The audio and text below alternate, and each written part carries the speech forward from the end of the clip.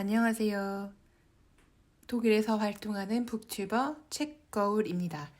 제가 오늘 소개해드릴 책은 슈테판 츠바이크의 발자크 평전이라는 책이고요. 안인희 옮김 푸른숲 출판사입니다. 이 책은 제목에서 너무 적나라하게 알 수 있듯이 평전이고요. 자기계발서나 성공철학과는 사실 거리가 좀 있습니다.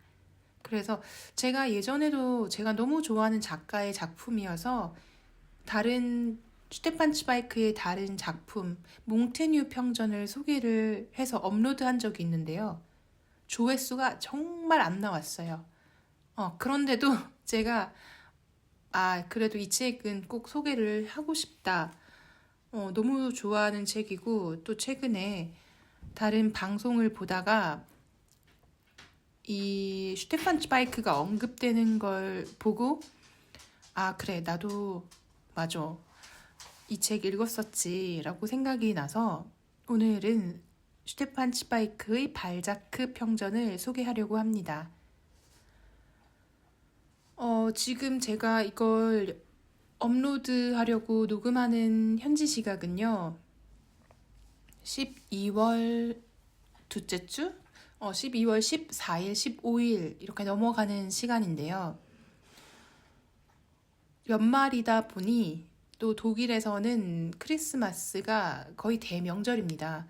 가족과 보내는 대명절이다 보니 다들 명절 준비로 우리나라만 그렇게 명절 스트레스 받는 게 아니라요.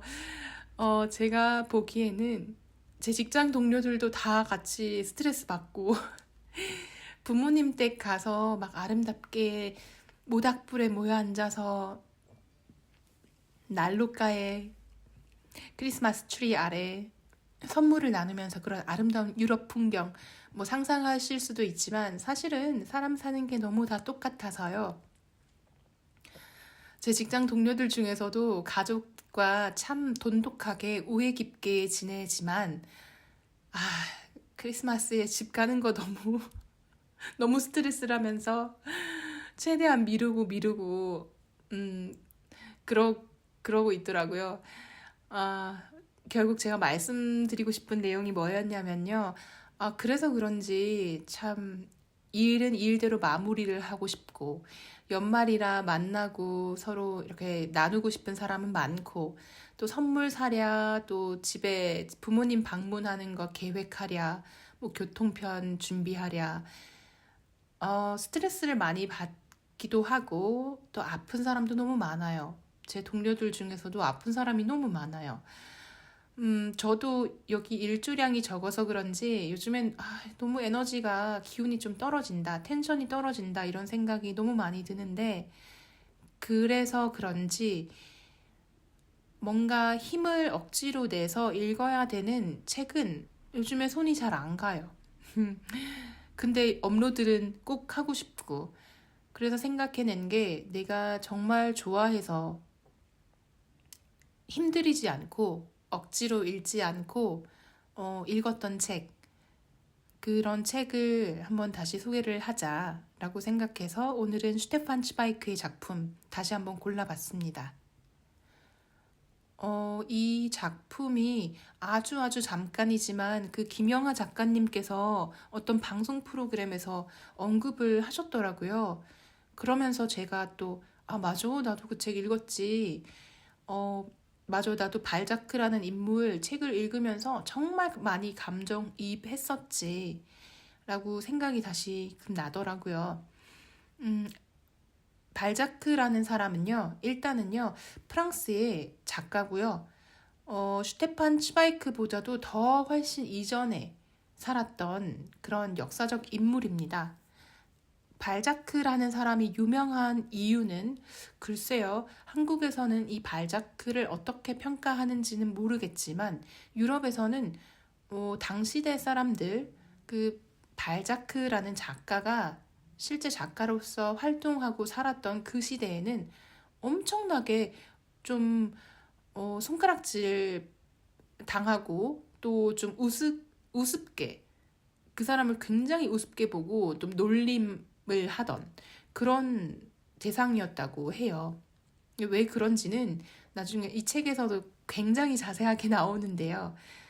김영하 작가님은 이 사람이, 그러니까 발자크가 어쩌면 조증 환자였지 않을까 그렇게 추측을 하시던데 저도 참 일리가 있다고 생각했습니다. 왜냐면 조증이 있지 않고서야 이 사람이 일을 정말 열 몇 시간, 하루에 열 몇 시간씩 자지 않고 일을 하고 한 번 일할 때는 몰아서 하고 그래서 하루에 뭐 커피를 50잔을 마셨댔나? 그런 내용이 책에 있거든요. 어, 그러니까 당연히 심장에 무리가 가고 뭐 사람들은 이 사람이 50세에 요절했다고 하는데 저는 요절이라고 생각하지 않고요. 이 사람의 라이프 스타일을 봤을 때는 장수했다라고 이렇게 말씀드리고 싶을 지경이에요. 그런데 이 사람, 이 발자크라는 인물, 김영하 작가님도 그랬는데요. 우리가 사랑하게 되는 인물이라고 묘사를 하셨거든요. 저도 딱 집어서 내가 왜 이 사람의 인생에 나의 인생을 이렇게 대입하고 있지? 나는 프랑스 사람도 아니고, 난 작가도 아니고, 이 사람처럼 천재적인 재능이 있는 것도 아니고, 이렇게 워커홀릭, 이 정도 아닌데, 왜 그러지? 글쎄요. 저도 사실 잘 모르겠어요. 그런데 사실 지금이 두 번째 녹음이거든요. 읽다가 너무 울컥하는 거예요. 또 읽다가 울컥하면 그때는 어쩔 수 없습니다. 그냥 한번 끊고 계속 녹음하겠습니다. 어, 이 슈테판 츠바이크 작가의 장점은요. 이 책에 등장하는 인물의 삶을 본인 스스로보다 더 잘 설명해 준다는 것인데요. 그래서 그런지 이 사람 슈테판 츠바이크가 만들어낸 제2의 발자크 아니면 아니죠. 다시 말하면 진짜 발자크죠. 본인 스스로도 몰랐던 그리고 당시대 사람들은 더욱더 알 수 없었던 진짜 작가로서의 발자크라는 인물. 그런 한 사람의 일대기를 들여다보면 그 누구나 공감하는 부분이 있을 수밖에 없다고 저는 생각이 드는데요. 그런데 누구나 공감할 수밖에 없게끔 너무 글을 잘 썼어요. 이 작가가. 그러면 이 작가 소개 먼저 하겠습니다. 슈테판 츠바이크 1881년 오스트리아 빈에서 태어나 1935년까지 짤츠부르크에서 살았다. 런던으로 망명했다가 1941년에 다시 브라질로 망명하여 1942년 자유의사로 삶을 마감하였다. 그는 세계 문학사상 가장 위대한 초상 화가로 꼽히는 작가이다. 역사 속에 묻혀있는 인물들을 골라내서 그들의 생애와 행적을 추적하고 깊이 감추어진 내면 세계와 심리적 갈등까지를 입체적으로 그려내는 그의 묘사를 따라가다 보면 어느새 작중 인물이 살아나와 직접 자기의 생각을 털어놓는 착각이 들 정도이다. 그의 작품은 흥미로운 역사적인 격변의 순간에 기로에 섰던 인물들을 다루고 있어 그들의 생애 말고도 유럽 문화에 대한 훌륭한 입문서 노릇까지 겸할 수도 있다. 유럽사를 꿰뚫는 깊이 있고 방대한 지식, 이야기꾼으로서의 탁월한 구성 능력, 섬세하면서도 생동하는 힘을 지닌 그의 문체는 전 세계적으로 수많은 독자를 사로잡아왔다. 그의 수많은 평정 중 그가 가장 큰 공을 들이고 스스로 대표작으로 꼽은 작품이 바로 이 발자크 평전이다. 슈테판 츠바이크 본인도 이 발자크 평전을 굉장히 공을 들였다고 하네요. 제가 개인적으로는 몽테뉴 평전을 더 좋아하긴 하지만 발자크 평전도 참 좋습니다. 몽테뉴 평전 소개했을 때 조회수가 너무 안 나와가지고요. 예. 그러면 이 발자크라는 인물, 슈테판 츠바이크, 제가 예전 영상에서도 김영하 작가님이랑 비슷하게 묘사를 했던 것 같은데요. 이게 독일어로 이제 글을 쓰는 작가거든요. 슈테판 츠바이크가 글을 썼던, 지금은 살아있지 않으니까 글을 썼던 그런 작가인데, 지금 이 책의 작가 소개에서는 다 소개가 안 되는데, 다른 저서를 보면요, 작가 소개란에 슈테판 츠바이크의 인기가 어느 정도였는지도 소개가 되어 있습니다. 슈테판 츠바이크의 인기가 어느 정도였냐면요, 진짜 김영하 작가님이 아이돌이라고 표현한 게 무색하지가 않은 게요. 당시에 뭐 핸드폰이 있습니까? 컴퓨터가 있습니까? 인터넷이 있습니까? 세계 제2차 대전이 발발하던 그런 시절에요. 이 사람 집 앞에 그 소위 소녀팬이라고 하지요.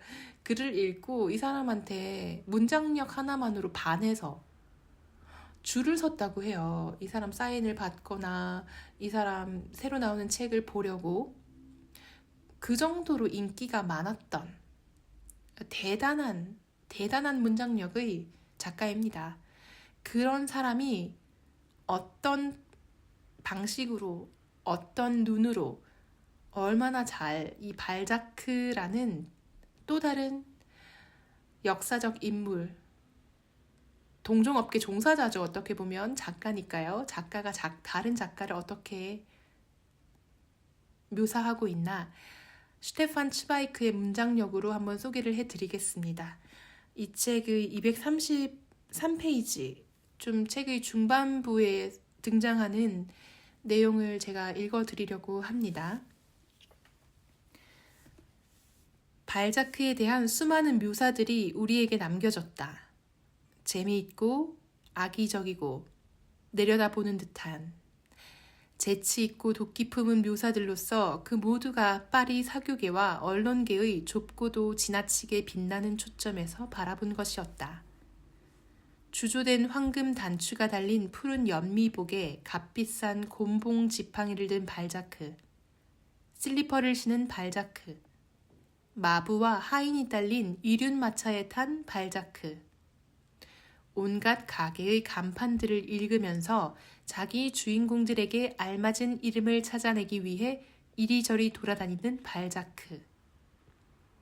골동품 가게를 뒤져서 7프랑의 렘브란트를, 12수의 벤베누노 첼리니의 접시를 찾아내는 수집가 발자크. 출판업자들의 두려움인 발자크.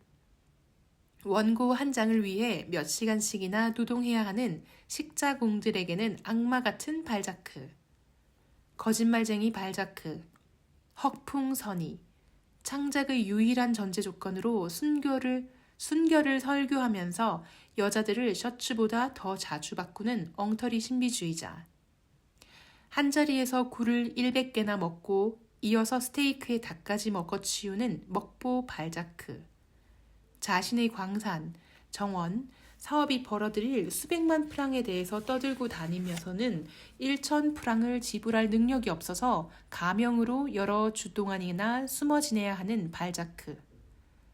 그에 관해서 전해지는 그림의 4분의 3이 만화들이고 초상화가 아니라는 것. 그의 동시대 사람들이 그에 관해서 2,000개나 되는 일화들을 수집했다는 사실 등은 우연이 아니다. 그러나 단 하나도 올바르거나 중요한 삶의 묘사로는 쓰이지 않았다. 이 모든 사실은 발자크의 개성이 파리에서는 천재로서가 아니라 극단적인 인간의 성품으로 여겨졌다는 것. 어떤 의미에서 그의 동시대 사람들이 그를 제대로 보았다는 사실을 분명하게 보여주는 것이다. 발자크는 공개석상에서 극단적으로 행동할 수밖에 없었다. 자신의 방, 책상, 자신의 일을 떠나자마자 진정한 의미에서 자신의 중심을 벗어난 것이기 때문이다. 세계 문학사상 알려진 가장 지치지 않는 노동의 인간인 진짜 발자크를 아무것도 안 하고 빈둥거리는 사람들인 이들, 고질랑, 베르데, 자냉 등은 보지 못했던 것이다. 그들은 그가 세계에 내줄 수 있는 하루 중의 단 1시간 동안만 그를 보았기 때문이다. 창작에 바쳐진 감추어진 고독의 23시간을 그들은 몰랐다. 그가 사람들 사이로 나가는 것은 감옥들에서 산책해도 좋다고, 죄수에게 허락된 반 시간이나 한 시간이었던 것이다. 유령들이 자기들의 시간을 끝내는 마지막 종소리와 함께 땅의 어둠 속으로 사라지듯이 그는 이 짧은 시간 과도한 기분을 낸 뒤 다시 자신의 감옥으로, 자신의 작품으로 돌아가야만 했다. 이들 아무것도 안 하는 아이러니의 졸작자들은 그 위대성을 짐작조차 하지 못했다. 진짜 발자크는 20년 동안 수많은 희곡, 단편 소설, 기고문들 말고도 거의 모두 극히 중요한 74개의 소설들을 썼고 이 74개의 소설들 안에서 수많은 풍경들, 집들, 거리들과 2,000명의 인물들을 가진 자신만의 세계를 창조해낸 바로 그 사람이었다. 발자크는 오직 이 척도로만 측정될 수 있다. 오직 그의 작품에서만 그의 진짜 삶을 인식할 수 있다. 동시대 사람들에게 바보로 보였던 사람은 실제로는 시대의 가장 엄격한 예술적 지성이었다. 그들이 절제를 모르는 낭비가라고 비웃었던 사람은 은둔자의 깨지지 않는 침착성을 가진 금욕주의자였고 현대문학의 가장 위대한 노동자였다. 그들 정상적이고 절제를 아는 사람들이 그가 사람들 앞에서 허풍 떨고 자랑을 했다는 이유로 비웃었던 이 허풍선이는 실제로는 파리의 모든 동료들을 다 합친 것보다도 더 많은 것을 자신의 두뇌에서 내놓았다. 아마도 전혀 과장 없이 그는 죽도록 일을 했다라고 말할 수 있는 유일한 인물이었다. 발자크의 달력은 자기 시대의 달력과 같았던 적이 없었다. 다른 사람들에게 낮이었던 시간은 그에게 밤이었고 다른 사람들에게 밤이었던 시간이 그에게 낮이었다. 일상적인 세계가 아니라 스스로 만들어낸 자신만의 세계에 바로 그의 진짜 존재가 있었다. 진짜 발자크에 대해서는 그의 노동 감옥의 벽 4개 이외에는 그 누구도 알지도 보지도 엿듣지도 못했다. 그의 동시대 사람 그 누구도 그의 진짜 전기를 쓸 수가 없었다. 그의 작품이 그를 위해 그 일을 했다. 발자크의 진짜 삶의 하루는 다음과 같다. 그리고 수천의 나날들이 이 하루와 같았다. 저녁 8시. 다른 사람들은 오래전에 일을 끝내고 사무실, 사업, 공장을 떠나서 자기들의 모임이나 가족과 함께 아니면 외톨이로 저녁을 먹을 시간. 그들은 즐기기 위해 밖으로 몰려나간다. 그들은 커다란 가로수 길을 건너고 카페의 자리를 잡고 거울 앞에 앉아서 연극이나 살롱에 나가기 위해 치장을 한다. 발자크는 어두컴컴한 방에서 잠을 잔다. 16시간, 17시간 노동이라는 곤봉에 맞아 완전히 녹아떨어져 있다. 저녁 9시. 방금 극장들이 시작되었고 무도회장에서는 쌍쌍이 돌아가고 도박장에서는 돈이 짤랑이고 연인들은 가로수 그늘 속으로 깊이 몸을 감추었는데 발자크는 여전히 잠을 잔다. 저녁 10시. 몇몇 집들에서는 벌써 불이 꺼지고 나이 든 사람들은 잠자리에 든다. 마차들이 포도를 굴러가는 일이 점점 드물어지고 도시의 목소리는 점점 더 낮아진다. 발자크는 아직도 잠을 자고 있다. 11시. 극장이 끝난다. 사교 모임과 살롱들에서는 하인들이 마지막 손님들을 집으로 모셔가고 음식점들은 어두워지고 산보객들은 사라진다. 집으로 돌아가는 마지막 물결만이 아직도 가로수길 위에서 약간의 소음을 내고 있고 작은 골목길들은 이미 완전히 텅 비었다. 발자크는 아직도 잠을 잔다. 마침내 자정. 파리는 조용하다.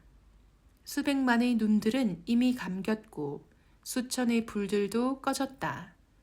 이렇게 다른 사람들이 쉴 시간이 발자크에게는 일할 시간이다. 다른 사람들이 꿈꿀 시간이 그에게는 깨어날 시간이다.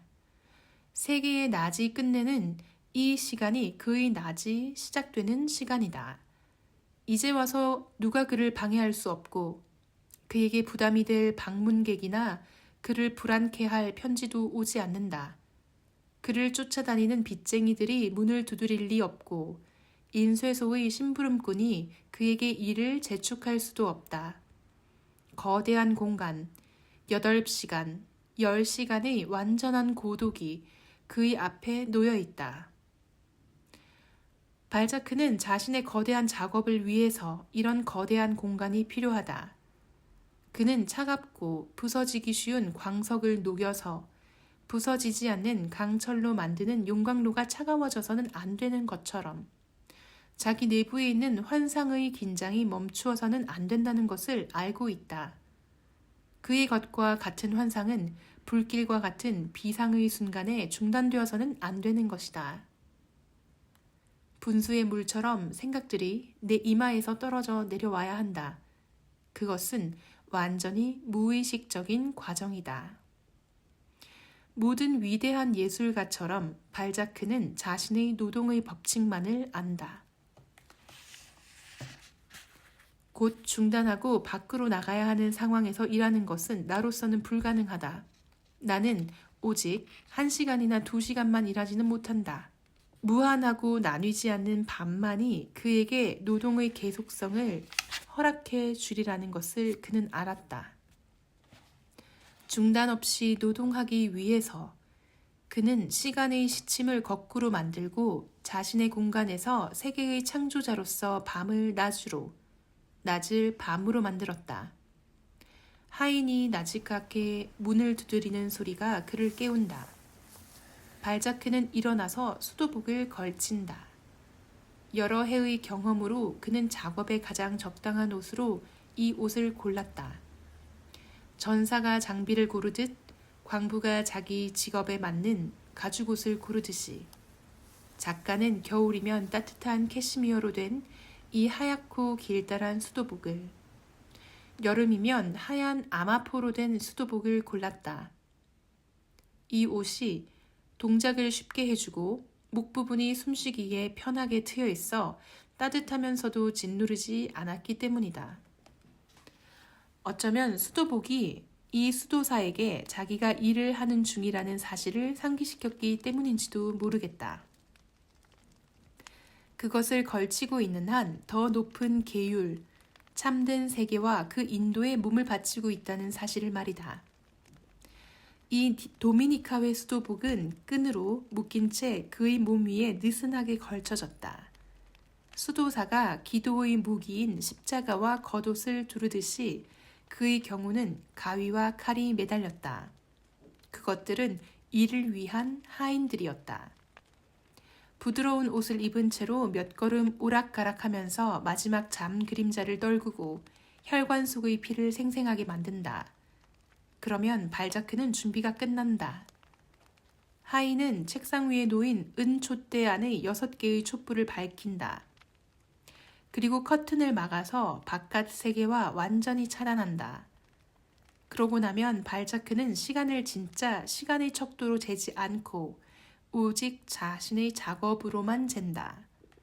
언제 날이 밝는지, 낮이 시작하는지, 언제 파리와 전 세계가 깨어나는지 알고자 하지 않는다. 주변의 현실에서 아무것도 들어와서는 안 된다. 사방 벽의 책들, 벽들, 문들, 창문들, 그 뒤에 있는 모든 것은 방의 어둠 속에 잠겨 있다. 오직 그가 자신 안에서 창조해내는 사람만이 말하고 행동하고 살아야 한다. 그 자신의 세계가 나타나서 계속되어야 한다. 발자크는 책상에 앉는다. 연금술사가 자신의 금을 던져 넣듯이 내가 나의 삶을 용광로 속에 던져 넣은 이 책상 앞에 말이다. 그것은 작고 비현실적으로 보이는 네모난 책상이었다. 그는 그것을 자신의 소유물 중 가장 값진 것보다 더 사랑하였다. 터키옥이 박힌 황금 지팡이나 힘들게 모아들인 은식기, 화려하게 제본된 책들, 혹은 자신의 명성도 그는 이 작고 말없는 다리 4개에 달린 책상보다 더 사랑하지는 않았다. 그것을 이 집 저 집으로 이사할 때마다 끌고 다녔으며 병사가 피해 형제를 싸움의 한복판에서 구해내듯이 경매나 파산에서도 구해냈다. 이 책상은 그의 가장 깊은 즐거움과 가장 힘든 고통의 유일한 친구였으며 그것만이 그의 참된 삶의 증인이었기 때문이다. 그것은 내 모든 비참을 보았고 나의 모든 계획을 알고 있으며 내 생각을 엿들었다. 내가 글을 쓰면서 거기 기댈 때면 내 팔은 거의 강제로 그것을 이용하였다. 어떤 친구도 어떤 지상의 인간도 이 책상만큼 그를 많이 알지 못했으며 어떤 여자와도 그토록 많은 밤을 함께 보내지 않았다. 발자크는 바로 이 책상 앞에서 살았고 이 책상 앞에서 앉아 죽도록 일했다. 마지막으로 한 번 더 훑어보자. 모든 것이 준비되었나? 진짜 광적인 일꾼들이 모두 그렇듯이 발자크도 이를 위해서는 상당히 꼼꼼했다. 병사가 제 무기를 사랑하듯이 그는 자신의 도구를 사랑했다. 그래서 싸움판에 뛰어들기 전에 모든 것이 날이 선 채로 준비되어 있어야 했다. 왼편에는 아무것도 쓰이지 않은 빈 종이 뭉치가 쌓여 있다. 아주 특별한 조심스럽게 고른 똑같은 형태의 종이였다. 그것은 눈부시지 않도록 그리고 여러 시간이나 일할 때 물리지 않도록 약간 푸르스름한 빛을 띤 것이라야 했다. 또한 펜이 미끄러져 나갈 때 아무런 저항도 하지 않도록 특별히 매끈해야 했으며 얇아야 했다. 이 밤에 써야 할 것이 얼마나 많은가? 10, 20, 30, 40장. 깃털펜도 마찬가지로 조심스럽게 준비되었다. 까마귀 깃털펜이었다. 그는 다른 것은 쓰지 않았다. 잉크병 옆에는 숭배자들이 선물해준 공작석으로 된 잉크병이 아니라 학창시절에 쓰던 단순한 병으로 예비용으로 한두 병이 더 놓여 있었다. 중간에 작업을 중단하지 않으려면 이 모든 것이 잘 준비되어 있어야 했다. 좁은 책상의 오른편에는 작은 메모용 수첩이 있었다. 그곳에 그는 뒤의 장들을 위한 책상과 생각지를 기록해 두었다. 그 밖에는 아무것도 없었다. 책도 명령도 산더미처럼 쌓인 자료들도 없었다. 그 모든 것은 발자크가 작업을 시작하기 전에 이미 내면에서 완성되어 있었다.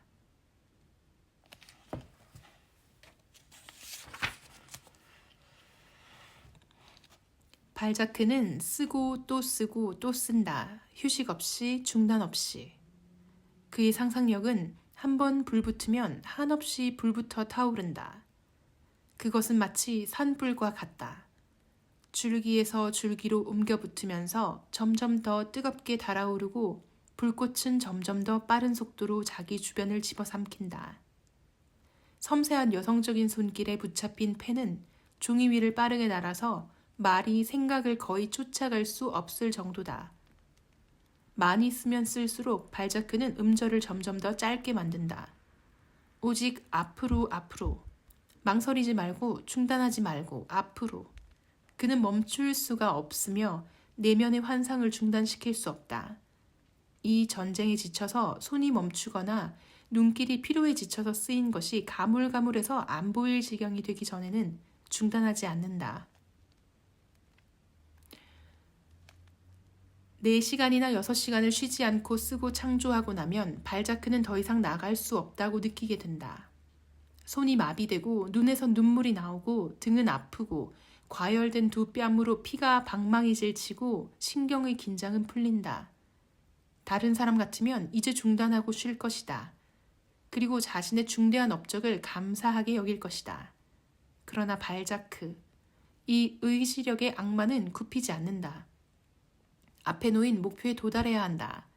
선수가 달리다가 망가지는 한이 있더라도 발자크는 일어서서 이것은 작업 도중에 그가 갖는 짧은 휴식이다. 탁자로 가서 커피포트에 불을 붙인다. 커피는 검은 석유.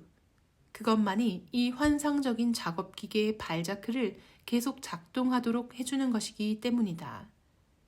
노동이 먹는 것보다 잠보다 다른 어떤 쾌락보다 중요했던 발자크에게는 그랬다. 그는 담배가 자극을 주지 않는다고 해서 미워했다. 그것은 그의 적도인 과도한 자극을 뜻하는 것이었다. 그에 반해서 커피를 위해서는 시인의 가장 아름다운 찬가를 노래했다. 커피가 위로 미끄러져 들어가면 모든 것이 움직이게 된다. 이념들은 위대한 군대처럼 전쟁터에서 앞으로 나가고 싸움이 시작된다. 추억들은 행진의 깃발을 들어 올리고 태풍과 같은 발걸음으로 돌아선다. 경기병은 말을 속보로 몰아 전진하고 보급부대와 탄통을 거느린 논리의 대포가 슉슉 소리를 내며 다가온다. 정신력 풍부한 발상들이 저격병이 되어 전투에 끼어든다. 인물들은 옷을 차려입고 종이는 잉크로 뒤덮이고 전투는 점점 강해졌다가 진짜 전쟁터의 싸움이 시커먼 화약 연기에 뒤덮이듯이 시커먼 흐름 속에서 끝난다. 커피가 없으면 일도 못했을 것이다. 아니면 적어도 발자크가 자신을 바쳤던 것처럼 그토록 중단 없는 일은 가능하지 않았을 것이다. 종이와 펜 말고도 그는 세 번째 작업 도구인 커피포트를 어디든 가지고 다녔다. 책상과 작업복처럼 커피포트도 그의 버릇이 되었다. 그는 그 누구에게도 커피 만드는 일을 맡기지 않았다. 그것은 누구도 이 검은 독성 물질을 그토록 채찍질하는 강도로 준비해주지 않을 것이기 때문이다. 물건에 대해 거의 미신적인 집착을 가지고 특별한 종류의 종이와 특별한 종류의 펜만 선택했듯이 그는 특별한 의식에 따라서 여러 종류의 커피의 양을 달아서 섞었다.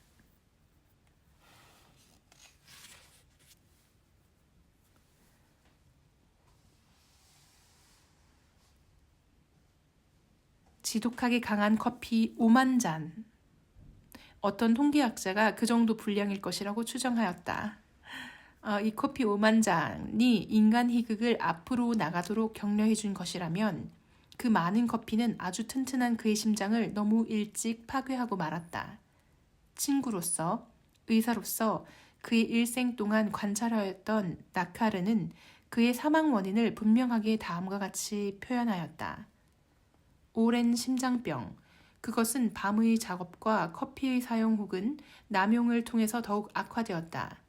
그는 자연적인 인간이 가지는 잠의 욕구를 이겨내기 위해서 커피로 도피해야 했다. 이제 마침내 8시. 이렇게 오전 8시, 그리고 그러면서 이제 슬슬 발자크의 업무 습관이 이제 끝내가는 것 같은데요. 이 뒤로도 너무 상세하게 발자크의 작업 생활이 마치 그 사람을 인생을 돋보기나 현미경으로 본 것처럼 이렇게 묘사가 되어 있습니다. 오늘은 제가 여기까지 소개를 해드리려고 하는데요. 어떠셨나요? 제가 어느 부분에 울컥했는지 혹시 약간 추정이 되시는지요? 제가 소개해드린 부분 중에 조금 앞부분, 발자크가 이제 세상에 어떤 모습으로 비추어졌는지를 소개하는 부분에서 저는 좀 많이 울컥했는데요. 세상 사람들이 몰라주는 천재적 면모, 그냥 뭔가 본인은 열심히 하는데 세상 사람들이 몰라주는 것, 그런 뉘앙스에서 제가 좀 너무 슬펐던 것 같아요. 그리고 이 부분, 사실 이 부분인데요. 그 창작에 받쳐진 감추어진 고독의 23시간은 그들은 몰랐다. 그가 사람들 사이로 나가는 것은 감옥들에서 산책해도 좋다고 죄수에게 허락된 반시간이나 1시간이었던 것이다. 요 파트가 가장 울컥했는데요. 그 세상 사람 아무도 뭐라 하지 않았는데 혼자서 막 감옥 만들어가지고 마치 막 혼자 채찍질하고 막 자기 비하하고 그렇게 살던 시절의 제 모습이 조금 막 이렇게 떠오르면서 많이 울컥했던 것 같습니다. 여러분들 어떠셨나요? 이 책, 좀 몇 페이지죠? 이게 좀 사실은 좀 긴 책이긴 한데요. 그 손에 잡히는 사이즈로 재단이 된 책이라서 페이지 수가 좀 늘어난 것 같기는 해요. 한 600여 페이지에 달하는 그런 평전인데, 문학적인 가치가 차고 넘치는 책이니까요. 연말에 막 너무 자기 개발하시다가 조금 지치신 분들, 이렇게 문학으로 한 번쯤 가슴에 위로를 주시면서 그렇게 좋은 연말 시간 보내셨으면 좋겠습니다. 또 발자크처럼 커피 너무 많이 드시지 마시고요. 해가 안 나온다고 저도 막 커피 마시긴 하는데 그렇습니다. 네, 너무 지나치게 마시면 이렇게 심장이 안 좋다고 하네요. 뭐 장에도 안 좋긴 하더라고요. 어쨌거나 커피 너무 많이 마시지는 마시고요.